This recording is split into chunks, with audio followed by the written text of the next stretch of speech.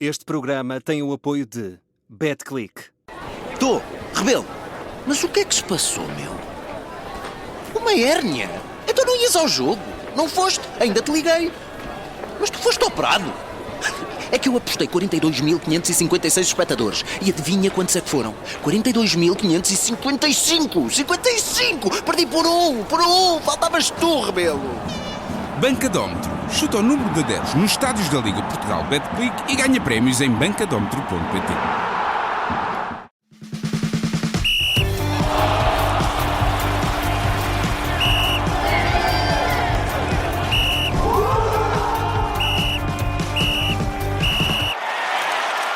No jogo que fechou a jornada 27, o Braga esteve a vencer, mas o Porto virou esse resultado e acabou por ganhar por 2-1. António Nobre foi o árbitro desta partida, teve muito trabalho para a sua avaliação. Está por cá o Pedro Henriques. Pedro, muito boa noite. Foi uma noite complicada para António Nobre. Foi, mas curiosamente, e isto agora depende também do ponto de vista, há três lances que para mim são importantes e decisivos. O penalti do Braga, e dois que têm a ver com pedidos de cartão vermelho que o árbitro deu amarelos, como vamos verificar, eu vou concordar com as decisões do árbitro, embora num deles sempre com muita reticência, pela falta da clara evidência. De qualquer maneira, vamos discriminar aqui os lances, que é o melhor, então. Força, vamos a isso. Então vamos lá. O primeiro lance é o minuto 5, que infelizmente faltou aqui repetições para ter mais certeza sobre isso, que é uma queda do Gabri Veiga na área bracarense num lance com o Grealish. Fica a ideia que o Grealish estica a perna, e digo que fica a ideia que só uma repetição de câmara de plano aberto e, portanto, sem um plano curto, é aquela que permite aproximar os lances e perceber se há contatos ou não há contatos. Portanto, queda de Gabri Veiga na área bracarense, o Grealish estica a sua perna, não rasteira ao médio espanhol dos Dragões, e como disse, embora sem grandes repetições, fica a ideia de não ver o tal toque rasteiro e, portanto, boa decisão, sem motivo para pontapé de penalti. Ao minuto 15, uma das que está a correr nas redes sociais, querem cartão vermelho para o Lagerbielke, porque dizem que houve agressão sobre Pietrusevski quando deu uma cotovelada no peito do jogador do Futebol do Porto. Não há nenhuma cotovelada no peito do jogador do Futebol do Porto. Há um livre direto e cartão amarelo, que para mim é a decisão correta, porque o Lagerbielke desinteressa-se da bola, vê o Pietrusevski a disparar pelo corredor esquerdo à saída do meio campo, portanto ainda muito longe da área, e o que faz o Lagerbielke é esticar o seu braço esquerdo, que faz com que toque na frente do peito do jogador do Futebol do Porto e corta uma jogada de perigo, um ataque prometedor, embora com muitos metros pela frente, e sobretudo porque é incorreto em título esportivo, desinteressa-se da bola e vai só para destruir e parar a jogada. Até podemos estar aqui a falar de uma situação de falta tática. Para mim o mais importante é que não há cartão vermelho como foi pedido, por cotovelada, por agressão. Há apenas o colocar, e este apenas é uma forma de falar, colocar do braço esticado para impedir a progressão do adversário e, portanto, bem sob o ponto de vista disciplinar.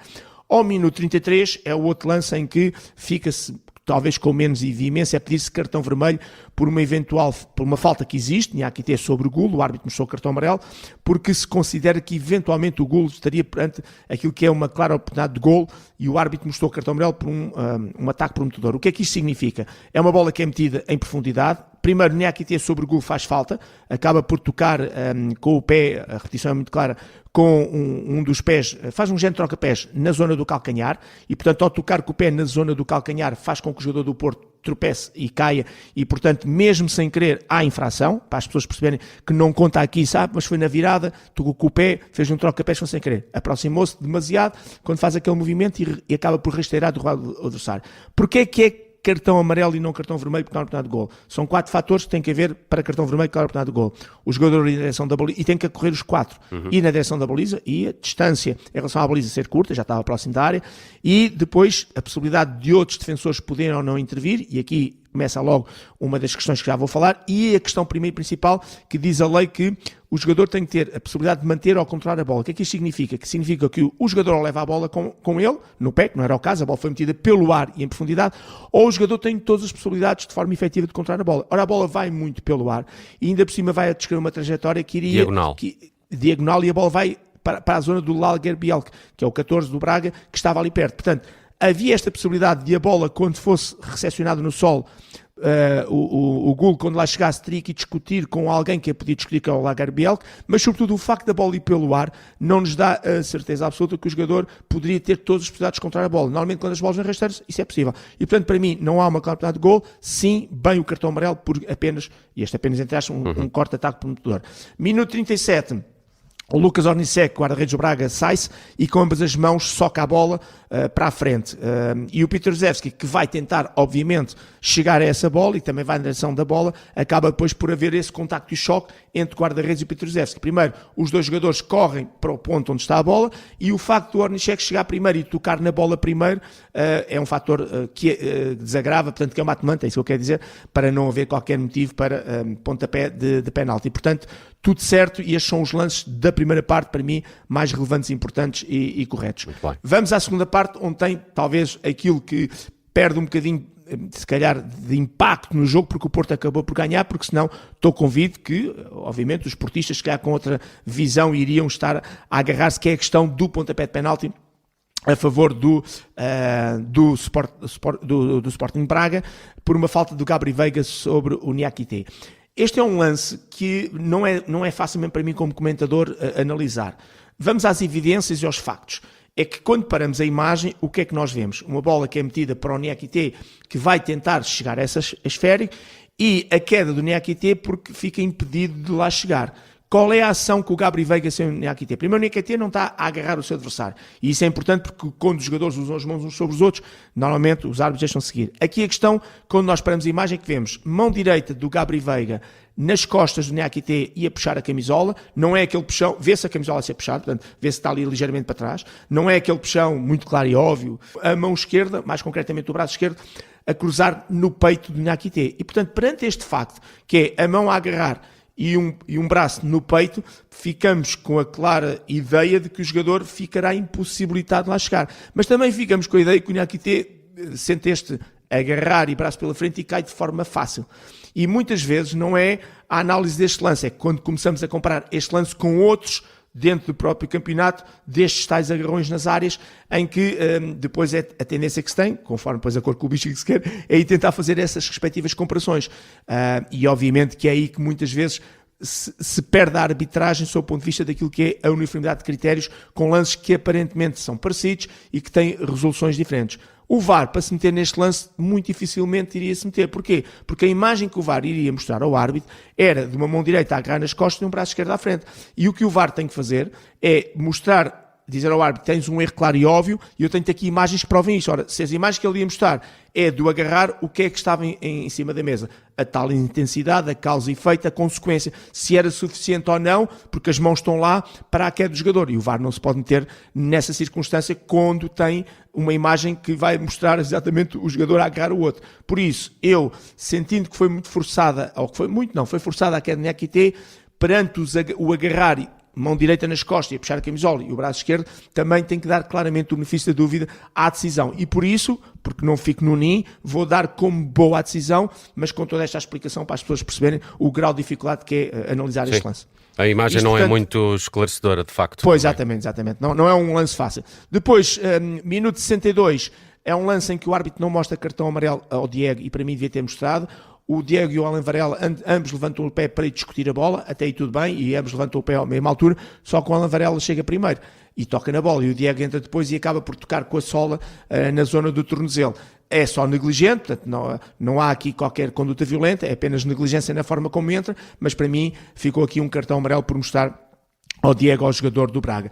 Depois, minuto 69, no gol do empate dos Dragões, o Petrusevski, que é marcado, se não estou a para o William Gomes, o Petrusevski no corredor esquerdo sai de posição legal, portanto não há fora de jogo, e bem aqui neste caso o árbitro assistente, e portanto gol legal do Porto, e depois entramos aqui numa série de cartões amarelos.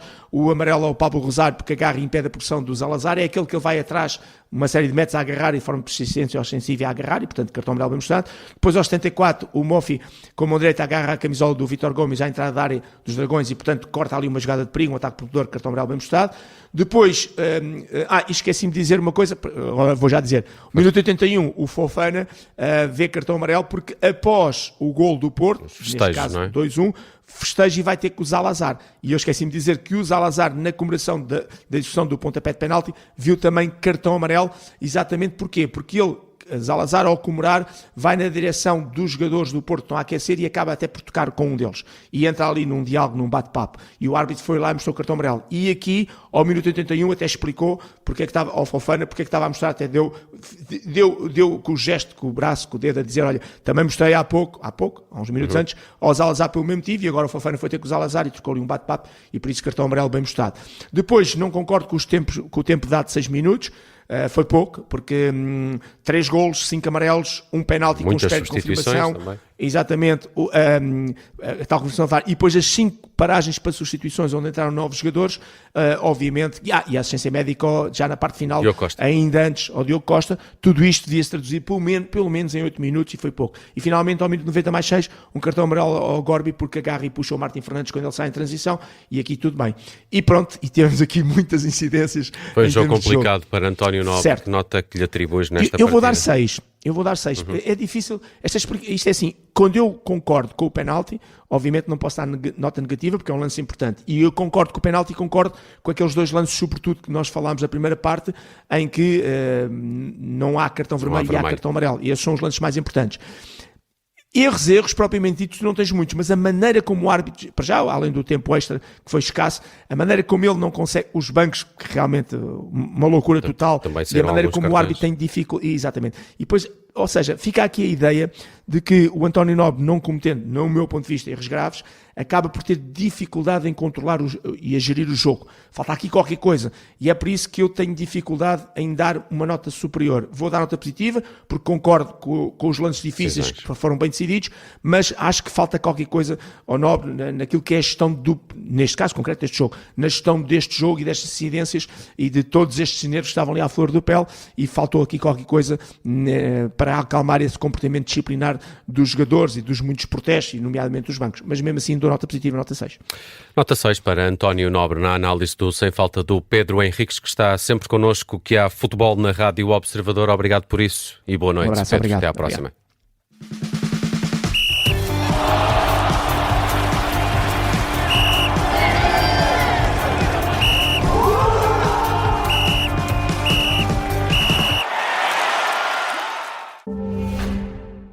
Este programa tem o apoio de BetClick.